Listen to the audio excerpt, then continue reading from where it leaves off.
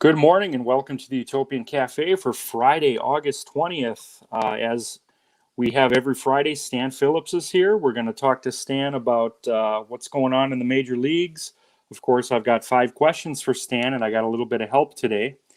But before we get to Stan, let's take a quick preview of the weekend. We've got non-division games returning for the next 2 weeks. Through the weekend right before Labor Day, we've got 2 weeks of non-division games. It's going to be the East versus the North, the West versus the South, and we're kicking off tonight with the Tigers at Yankee Stadium. Regardless of where these teams are in the standings, this is always big. You've got Ty Cobb versus Joe DiMaggio. Pittsburgh at the Mets. We got the White Sox at the Nationals. Cubs at Baltimore. The Milwaukee Brewers at Fenway, so Mitch Nellis has an interest in this one. The Twins at Phillies. Big series in Toronto as we have division leader Cincinnati Reds at the Blue Jays. The Blue Jays have really struggled, but they still hold on to a 2-game lead in the East. And we have the Indians at Expos this weekend. In our South at West games, we have Tampa Bay at Seattle, Florida at San Diego, Texas at Colorado, Houston visiting the Arizona Diamondbacks. Another big series in San Francisco, the Durham Bulls at Giants. The Bulls are just a game back in the South, and the Giants hold on to a game lead in the West. Josh Gibson comes into tonight with a 23-game hitting streak. He's 2 shy of the universe record.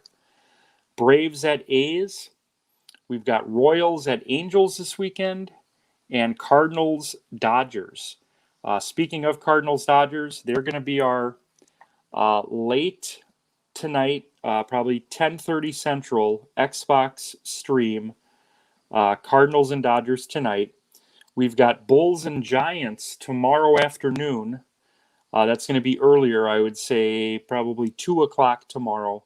And then Sunday morning, Brewers at Red Sox. I'm actually looking to get a guest on.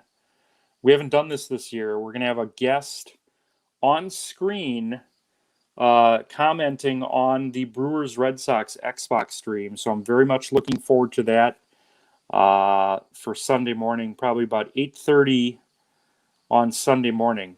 But it is Friday, and let's introduce the star of the Utopian Cafe on Fridays. It's Stan Phillips. How you doing, Stan? Couldn't be better, Joey. Always a pleasure to be here. What's on your mind Major League Baseball-wise coming into this weekend? Well, it's been a rough week for me as a fan. The Yankees are on a tear. Not that I hate the Yankees, but as a Mets fan, you always want to do better than the Yankees, and the Mets are going in the opposite direction. And what I'm seeing so far, as we're in mid to late August, is the cream rising to the top. So the Yankees, who I predicted to be in first place, I'm not saying they're going to finish in first place, but they're putting on quite a run. And the Dodgers are continuing to amaze me. This is going to be, if they keep up this pace, this will be the 4th straight year where they have the most runs scored and the fewest runs allowed. And unfortunately, they only won 1 World Championship in the process. But they continue to amaze. I don't think people realize what a powerhouse they've been. And everything else, Joey Gallo continues to impress with the Yankees. And who's the other? Joey Votto. I was actually saying Joey Votto first, but Joey Gallo came to my head. But he's not doing too bad either, Joey Gallo. But Joey Votto is the one who's just been on a tear. Like, I don't think he's ever been this hot in his career, so that's good to see. And he's more or less cementing his bid to be in the Hall of Fame. And just looking forward to baseball. As a Met fan, it's going to be a rough weekend. We got 3 games with the Dodgers. And to make matters worse, the Braves have 3 games against the Orioles. And the Orioles are setting records for futility. I think they have a 15-game losing streak now. And it's just been terrible. I think they've lost all their games by more than 2 runs. So they're not even being competitive right now. So this could be a make-or-break weekend for the Metropolitans if they don't win at least 2 or 3 against the Dodgers, because you don't want to come out of Los Angeles 8 games behind coming home. So it's going to be a rough weekend, but fasten your seatbelts and we're ready to go. Anything on your baseball mind? Well, the Brewers are hot. I know they lost last night to the Cardinals. I think they return home. I think they're hosting Washington this weekend. This is actually, Stan, my fantasy football draft weekend. This is one of my favorite Ooh, weekends of the year. This is year 29 for me. We started when I was a senior in high school, 1993. And a couple of name changes, a couple format changes, but this is the 29th season for my league. And then we have a supplemental league that we started about 4 years ago where we play for a WWE championship belt. The reason I mention this is I saw on the news yesterday that Major League Baseball and the WWE entered an exclusive partnership where, when Major League teams or NFL teams, NBA teams, when they win their championship, they always get presented a custom belt by the WWE. Those belts are going to be available in all 30 teams to fans to buy starting next summer. So I saw that post to a website yesterday. That's going to be exciting for baseball fans, for wrestling fans, that I can get a Mets championship belt. I can get, actually, at dinner last night, I talked about maybe buying a belt for each Utopian champion and just having that kind of mark time. So I think that's pretty exciting news. So that's what I'm doing this weekend. I got my 2 drafts tomorrow. I'm sure I'll be watching some sort of baseball. I'll have to check to see if any of these Mets games are on MLB, the free game on MLB.tv. So yeah, it's gonna be a busy weekend. Baseball, fantasy football, all kinds of stuff going on this weekend. Are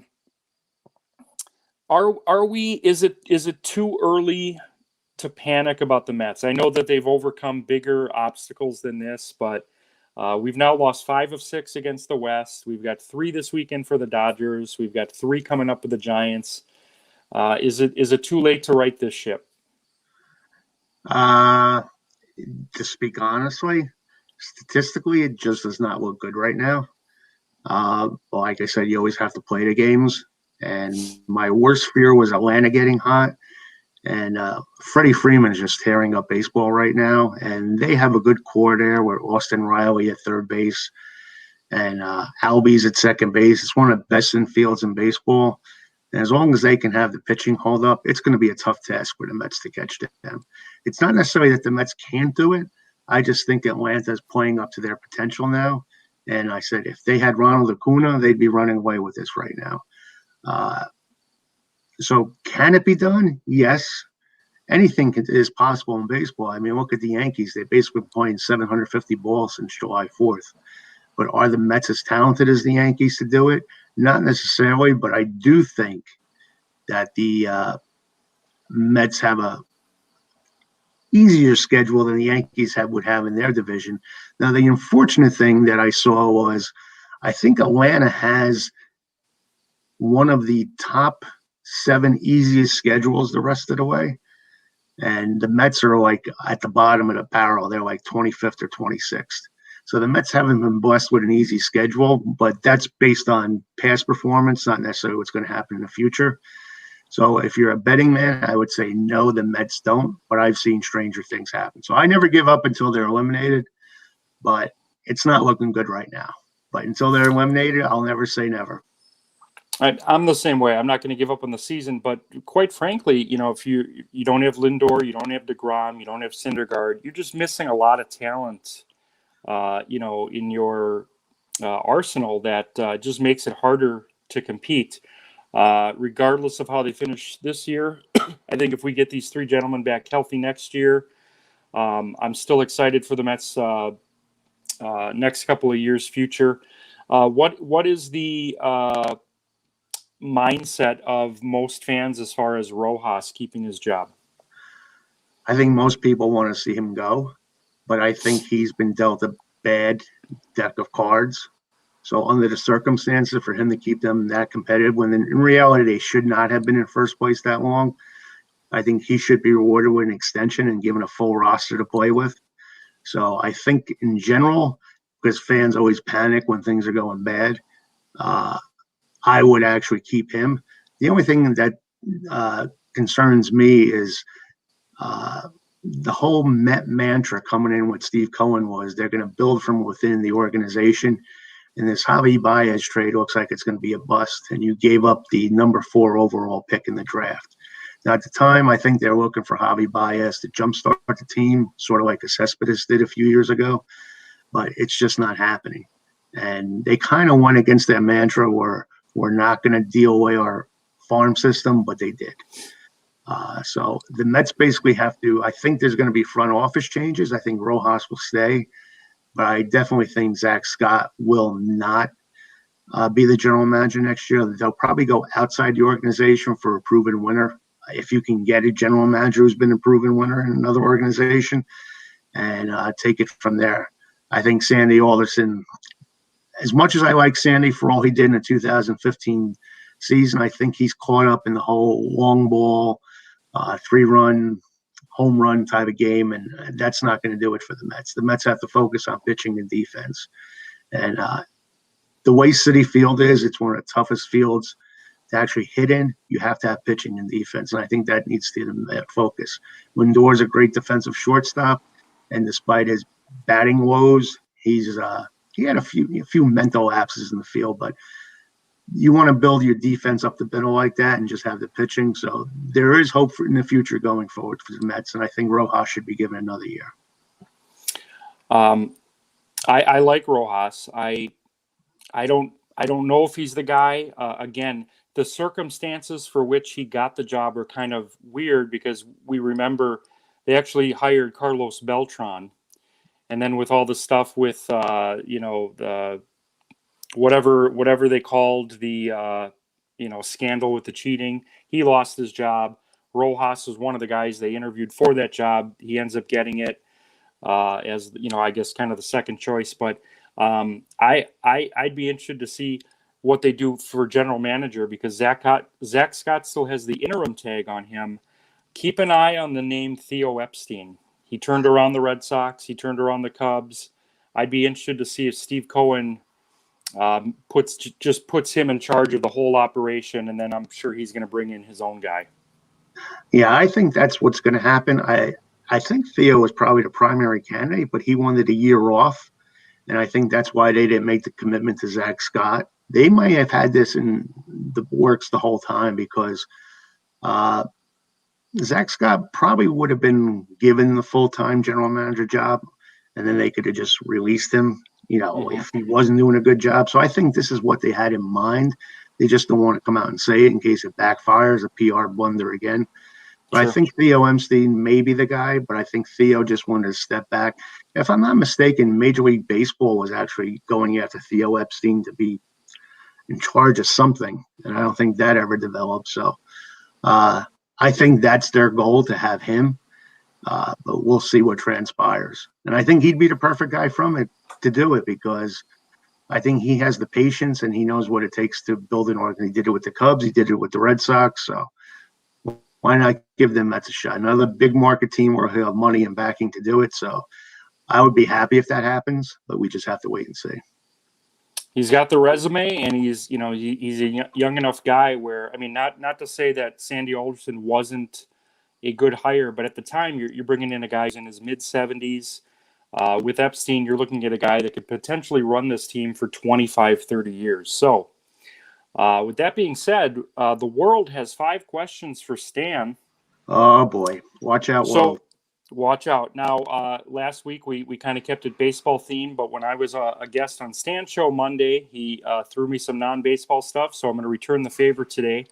Some of these questions are coming from dinner last night. So, Jen, if you're watching, we did take into consideration some of your questions last night. First question's coming from me. Stan, I'm sure you're a fan of Cheers, right? Yes. All right. Question number 1, Diana or Rebecca? You got to go old school. You got to go with the original cast. And if the second question is Coach or Woody, it's Coach too. So we can maybe skip the second question, but it's definitely Diane. Rebecca was good, but she was more or less the business partner involved, and the chemistry wasn't there necessarily. Mm-hmm. But the Diane Sam thing, even till the end of the show when they try to reunite and everything like that, that was Cheers. You always go with the first one. It's sort of like the Darrens and Bewitched. You always go with the originals. So I'll go with Diane on that. Diane it is. All right. Now, this question comes from Jen Leisner, member of the universe, and just a fantastic backgammon player, and a good backgammon Yeah, but I coach. thought I saw that you beat her like 3 straight games or something, wasn't it? I did. I did. One night I beat her 3 straight, but I think cumulatively, I think she's won like 93 games. I've won like 4. Oh, so she's So sort of like the poker player who lets you win a few hands and then just comes in there for the kill. it would break my heart if I found out that she let me win that night. But she's very good. She loves the game. And she has a question for you, Stan. If you won the lottery, what would be your first indulgence? What would you spend money on yourself first? Myself, me personally, myself, not for the benefit of the family or anyone else involved, just me. Correct. Well, I'd be like Marlins man and have that seat behind home plate for all the Met games. Nice. And I'd be happy with that. That would be the only, I'm not a materialistic guy, but that would be my indulgence. That sounds good to me. I'd probably join you for that and be like, I'll even get an extra seat for you if maybe, that happens. maybe we get 2 seats, and I'll take care of food for the rest of the time. Well, here's an interesting story about Marlin, man. Whenever he goes to these ball games, he buys like 4 seats. And I don't know how he does it, but I don't know if you know this gentleman, Pin Man, at the Met games. He has all the jersey, and he goes around with Cowbell Man leading the cheers in the crowd. And one day, Pin Man was asked by Marlins man to join him behind the seats. And his thing is he looks around. He always has like 4 tickets, and he'll just randomly pick like 3 people in that market, maybe the day before, say you want to come the next day or just go to the ballpark that day and say, do you want to sit with him? So he's not always there by himself. He usually has like 3 other people. Well, consider me Marlins man. I'll have 3 extra seats, and you're always entitled to one of them if I win. No matter when you're in town, Citi Field is yours. I'll never say no to that. Question number 3. This one is baseball related. Now, we talked about the Mets, where they are right now, and with as little time as left in the season.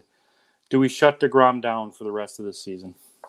I have 3 answers for that. Yes, yes, and yes. You don't want to mess with him.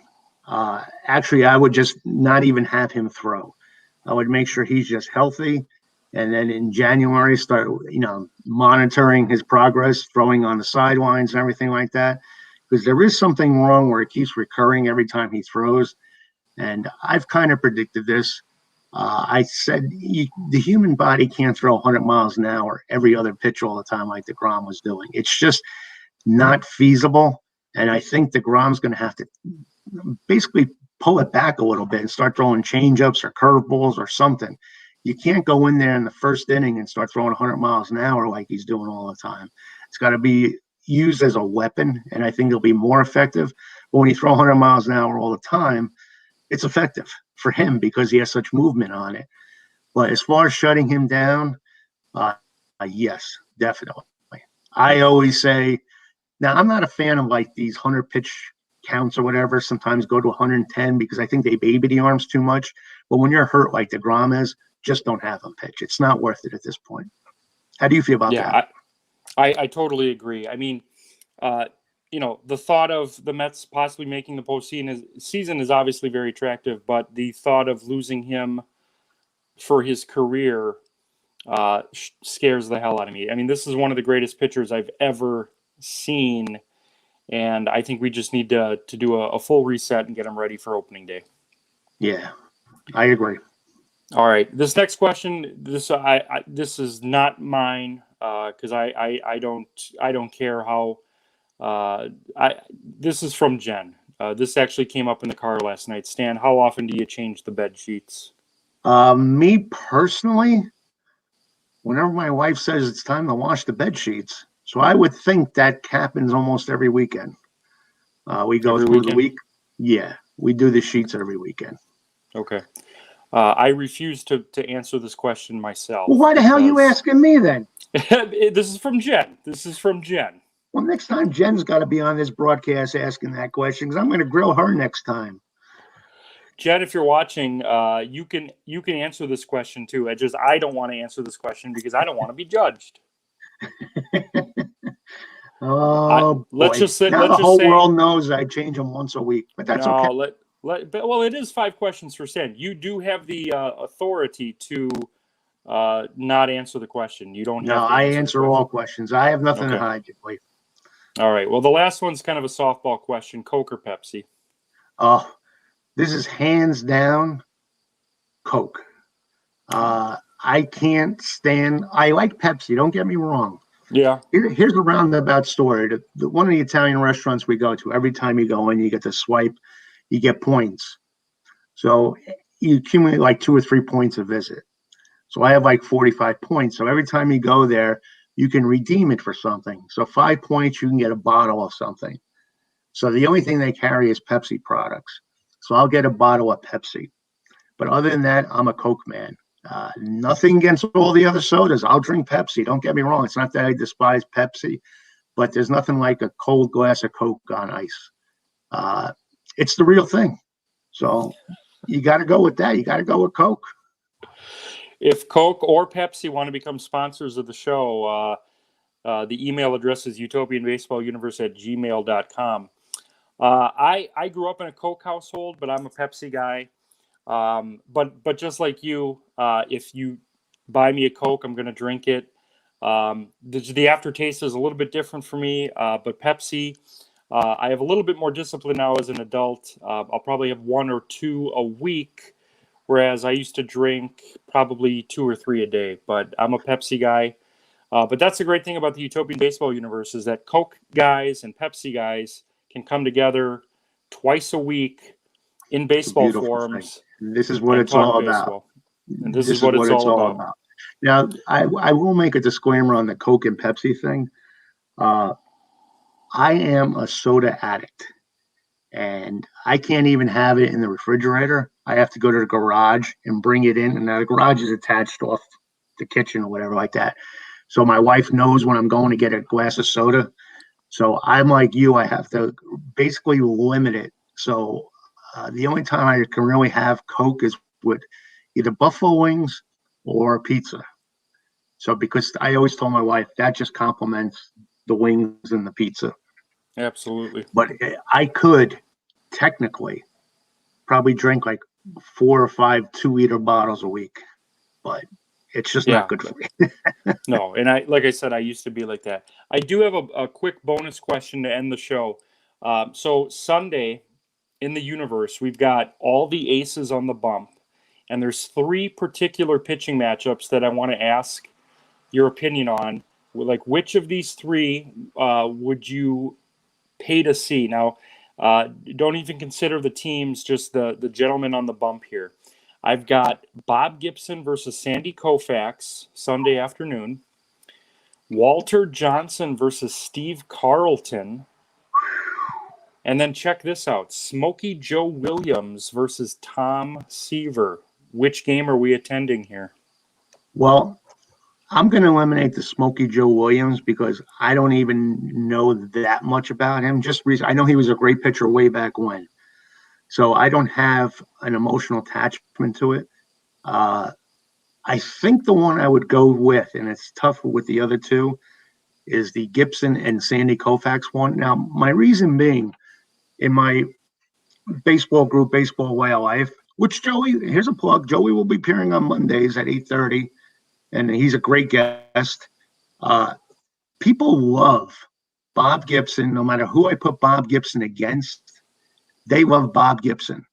And Sandy Koufax, forget about it. I could put Jesus up against Sandy Koufax, and Sandy Koufax would win. So that would be the choice I'd want to see to answer that question once and for all, Bob Gibson or Sandy Koufax. So I'll go with that one.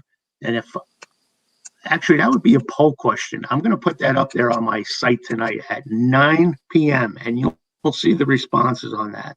And I'm going to mention your Utopian universe and say Joey has the ultimate matchup Sunday. Sandy Koufax versus Bob Gibson. Who do you think will win? And then when the results are in on Sunday, I'll let them know and see if they got it right. But I can almost guarantee you right now, their choice is going to be Sandy Koufax. Interesting. So the only way for you to vote on that poll question is to join Baseball: A Way of Life, which Stan Phillips created. It's my favorite baseball group on Facebook. He's at 10,000 members strong. So if you're watching this now and want to get in on this action, join Baseball: A Way of Life. Stan Phillips has content every hour on the hour, it seems. I love it. Let's do this again Monday on your show, and I look forward to hearing the questions that you have for me on Monday. Oh, it's open season. I love the fact that you open it up to an open floor. It's not always about baseball. You get to know people. And I've always said the beautiful thing about baseball and music to me is that's what brings people together. But then from there, you find friendships elsewhere. You find common things elsewhere. But it's always the baseball that brings you together. But there's so much more about baseball fans that we just don't talk about. What we talk about is Ty Cobb, whatever. Yeah. Blah, blah, blah. But you find out there's a lot more common ground. And I love the fact that we're open enough to make it almost like a variety show at the end. And so look for that poll tonight, sponsored by Coca-Cola. That'll be at 9:00 tonight. And Joey will have it on the Universe on Sunday. And I look forward to that result. And so we got a couple comments here to end the show. Andrew's excited for draft weekend. We've known each other since 1982. He joined my league in 97. They've won it multiple times. He is a Buffalo Wings guy, and he votes Bob Gibson. Wow. So, Andrew, you got to make that official within the group when Stan posts that tonight. You're going to post that tonight then, Stan? Yeah, I'm going to schedule it for 9:00. You said there's always something on the hour. It'll be at 9:00 tonight. 9:00 tonight. Let me ask you a question. It's not officially about the Gibson Koufax matchup. If everything goes right in your draft, who is your number one pick? Talking about for the fantasy draft? Yeah. So in one of my leagues is a keeper league where you basically keep a quarter of your roster from last year. So in that league, I already have Josh Allen, Nick Chubb, Alvin Kamara, and Julio Jones. And then I've got the 6th pick after that. And I'm probably looking at receiver, tight end. I'm not even sure who's available. But in the other league, which is a total redraft, and it's scoring only, I've got the 2nd pick. And the gentleman that has 1st pick believes that he's taking Derrick Henry, and then I'm going to take Josh Allen. So if he takes Allen, I'm not taking Derrick Henry, but I'm not going to unveil who that would be. I'll probably share my fantasy results on Monday. Not the full draft, obviously, but first couple picks. Andrew actually won the league last year with Josh Allen, so this would be the league I would be drafting him to get him his 2nd championship. And Andrew wants to trade for Josh Allen in the other league. Well, Andrew, we've got a day and a half to talk business. So don't cave in, Joey. Don't cave in. It would take a lot, Andrew. It would take a lot. I don't know. We might have to rebrand Bowling with the Pfeff. Maybe for 2 episodes, it's Bowling with the Foog. So, yeah, it's going to be a fun weekend. I got to figure out my food situation for the draft. Usually I do some sort of pizza, some sort of wings. But it's, we got the Packers are on at 3:30 tomorrow. SummerSlam is Saturday night. So just all kinds of stimulation in my brain for this weekend. Fantasy football, baseball, wrestling, pizza. It's boys' night out. Yeah, the Packers killed the Jets yesterday. We lost one of our great players in the scrimmage against the Packers yesterday. Not a good thing. Not a good thing. Do they play each other? No, I think they just schedule like teams because they cut back on the number of exhibition games. They just have like scrimmages. So the Packers played the Jets in a scrimmage yesterday. So it's going to be here before you know it. I know it's definitely coming up. Andrew says that Bowling with the Foog is definitely on the table. You know what, Andrew? Actually, I have a proposition for Andrew. You have so many great bowling guests on your show, PBA Hall of Famers, Tom Smallwood, Tom Cole, all these great guys. You know who should be a guest on your show, Andrew? You. We want to hear your bowling story. So if you need someone to host that, I would love to do that so that you could tell your bowling story, because what Andrew's doing right now in the bowling community is top notch. Check out his show on YouTube, Bowling with the Fef. He's, I think, about 40 episodes in, and I've been crushing him the last couple of days. So it looks like he's into that. So very excited. Stan, thanks again for being on the show today, and we'll talk to you Monday. I enjoyed the weekend. Good luck with the draft, everything going on. And I'll have some good questions for you Monday. So, folks, tune into Baseball Way of Life Monday at 8:30 for more of Joey Buckholz and myself. Looking forward to it. Everyone have a great weekend, and we'll see you tonight for Cardinals-Dodgers at 10:30 Central. Pitching matchup tonight is Adam Wainwright versus Don Sutton. So should be a good one. Gibson versus Koufax Sunday. Everyone have a great weekend, and we'll see you tonight. Take care, everyone. All right.